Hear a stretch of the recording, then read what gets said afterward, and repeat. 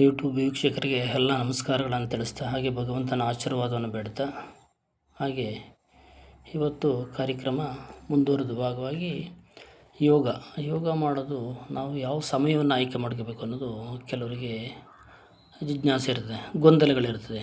ಬೆಳಿಗ್ಗೆ ಮಾಡಬೇಕಾ, ಸಾಯಂಕಾಲ ಮಾಡಬೇಕಾ, ರಾತ್ರಿ ಮಾಡಬೇಕಾ, ಯಾವಾಗ ಅನ್ನೋದು ಕೆಲವ್ರಿಗೆ ಗೊತ್ತಿರಲ್ಲ. ಇದನ್ನು ನಾನು ಹೇಳೋದು ಏನಂದರೆ, ಬೆಳಿಗ್ಗೆ ಸಮಯ ತುಂಬ ಪ್ರಶಾಂತವಾಗಿರ್ತದೆ, ಸಾಯಂಕಾಲ ಸಮಯ ಕೂಡ ಪ್ರಶಾಂತವಾಗಿರ್ತದೆ. ಅಂದರೆ ತುಂಬ ಟಯರ್ಡ್ ಆಗಿರ್ತದೆ, ದೇಹಕ್ಕೆ ಆಯಾಸ ಆಗಿರ್ತದೆ. ಆದರೆ ಆ ಟೈಮಲ್ಲಿ ಏನು ಮಾಡಬೇಕು ಅನ್ನೋದು ಮುಂದಿನ ದಿನಗಳಲ್ಲಿ ಹೇಳ್ತೀನಿ. ಹಾಗೆ ನಾವು ಬೆಳಿಗ್ಗೆ ಎದ್ದ ತಕ್ಷಣ ನಮ್ಮ ನಿತ್ಯ ಕರ್ಮ ಏನು ಮಾಡಬೇಕು?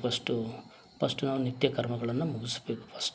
ನಿತ್ಯ ಕರ್ಮಗಳಂದ್ರೇನು? ನಾವು ಎದ್ದ ತಕ್ಷಣ ಒಂದು ಲೋಟ ಬಿಸಿನೀರನ್ನು ಕುಡಿಬೇಕು. ಬಿಸಿನೀರು ಕುಡಿದ್ರೆ ಏನಾಗುತ್ತೆ, ನಮ್ಮ ಮೋಷನ್ಗೆ ಹೋಗೋಕ್ಕೆ ಅನುಕೂಲ ಆಗ್ತದೆ. ಸರ್, ಬಿಸಿನೀರು ಯಾರು ಕಾಯಿಸ್ಕೊಡ್ತಾರೆ ಅಂತ ನೀವು ಕೇಳ್ಬೋದು. ಬೇಡ, ಬಿಸಿನೀರಿಲ್ವಾ, ರಾತ್ರಿ ಕಾಯಿಸಿರೋ ನೀರು, ಆರಿರೋ ನೀರಿದ್ದರೆ ಕುಡೀರಿ. ಇಲ್ಲ ಸರ್, ನನಗದು ಬಿಸಿನೀರು ಕುಡಿದು ಅಭ್ಯಾಸ ಇಲ್ಲ, ತಣ್ಣೀರು ಕುಡೀರಿ, ಪರವಾಗಿಲ್ಲ. ಎದ್ದ ತಕ್ಷಣ ನಾವೇನು ಮಾಡಬೇಕು? ದೇವರ ಆಶೀರ್ವಾದ ಪಡೆದು, ದೇವ್ರ ಕೈ ಮುಗಿದು ಏನೋ ನಮ್ಮ ನಿತ್ಯ ಕರ್ಮ ಕೆಲಸಗಳಿರ್ತಾವಲ್ಲ ಎಲ್ಲ ಮುಗಿದ ತಕ್ಷಣ ನಾವು ದೇವರನ್ನು ಪ್ರಾರ್ಥನೆ ಮಾಡಿದ ನಂತರ ನಾವು ಹೋಗ್ಬಿಟ್ಟು ನೀರನ್ನು ಕುಡಿದ್ರೆ ಸ್ವಲ್ಪ ಮೋಷನ್ನು ಬೇಗ ಇದಾಗ್ತಾ ಇರ್ತದೆ. ಪ್ರತಿನಿತ್ಯ ನೀವು ಕೆಲವು ಜನಗಳನ್ನು ನೋಡಿರ್ತೀರಿ. ನೀವು ಯಾವ ಸಮಯ ಎಲ್ಲ ಗೊತ್ತು ಯಾವುದೂ ಇರುವುದಿಲ್ಲ. ಮಧ್ಯಾಹ್ನ ಆಗಲಿ, 4 ಗಂಟೆ ಆಗಲಿ, 5 ಗಂಟೆ ಎಲ್ಲ ಟೈಮಲ್ಲೂ ಹೋಗ್ತಾ ಇರ್ತಾರೆ. ಆದರೆ ಅನಿರೀಕ್ಷಿತವಾಗಿ ಕೆಲವರು ಮೋಷನ್ ಆಗೋದು, ಹೆಚ್ಚು ಕಡಿಮೆ ಆಗೋದು, ನಮ್ಮ ಊಟದಲ್ಲಿ ವ್ಯತ್ಯಾಸ ಆದಾಗ ಅಥವಾ ಬೇರೆ ರೀತಿಯಲ್ಲಿ ನಮ್ಮ ಆರೋಗ್ಯದಲ್ಲಿ ವ್ಯತ್ಯಾಸ ಆದಾಗ ಅದು ಹೋಗ್ಬೋದು. ಆದರೆ ದಿನನಿತ್ಯ ಏನಾಗಿರಬೇಕು, ನಾವು ಎದ್ದ ತಕ್ಷಣ ಮುಗಿಸ್ಬೇಕಾದದ್ದೇ ಅದೇ ಡಿಸಿಪ್ಲಿನ್. ನಮ್ಮಲ್ಲಿ ಬರ್ತಕ್ಕಂಥ ಶಿಸ್ತು ಅಂದರೆ ಫಸ್ಟು ನಾವು ಎದ್ದ ತಕ್ಷಣ ನಿತ್ಯ ಕರ್ಮಗಳನ್ನು ಮುಗಿಸ್ಬೇಕು. ಮುಗಿಸಾದ ನಂತರ ನಾವು ಆಗ ಬೇರೆ ಕಾರ್ಯಕ್ರಮಗಳಿಗೆ ಹೋಗೋಕ್ಕೆ ಅನುಕೂಲ ಆಗ್ತದೆ ಅಂತ ಹೇಳ್ತಾ, ನಿಮಗೆ ಹಾಗೆ ಯೋಗ ಪ್ರಾರಂಭ ಮಾಡೋದು ಹೇಗೆ ಅನ್ನೋದು ನಿಮಗೆ ಗೊಂದಲ ಇದೆ. ಏನು, ಯಾವ ರೀತಿ ಆಸನಗಳು ಮಾಡಬೇಕಾ, ಧ್ಯಾನ ಮಾಡಬೇಕಾ, ಇಂಥ ಕೆಲಸಗಳೆಲ್ಲ ನಿಮಗೆ ಬರ್ತಾ ಇರ್ತವೆ. ಆದರೆ ಫಸ್ಟು ನಿಮಗೆ ಅದಕ್ಕಿಂತ ಮೊದಲು ನಾವು ಫ್ರೀ ಎಕ್ಸಸೈಸ್ ಅಂತ ಹೇಳ್ತೀವಿ. ಫ್ರೀ ಎಕ್ಸಸೈಸ್ ಅಂದರೆ ನಮ್ಮ ಬಾಡಿಯನ್ನು ನಾವು ಅಣಿಗೊಳಿಸಬೇಕಾಗತ್ತೆ. ಯಾಕೆಂದರೆ ಯಾವುದೇ ಆಗಲಿ, ಈಗ ನಾವೊಂದು ಕೆಲಸ ಮಾಡಬೇಕು ಅಂದಾಗ ನಾವು ಪೂರ್ವ ಸಿದ್ಧತೆ ಇಲ್ಲದೆ ಯಾವುದೇ ಕೆಲಸವನ್ನು ಮಾಡೋದಿಲ್ಲ.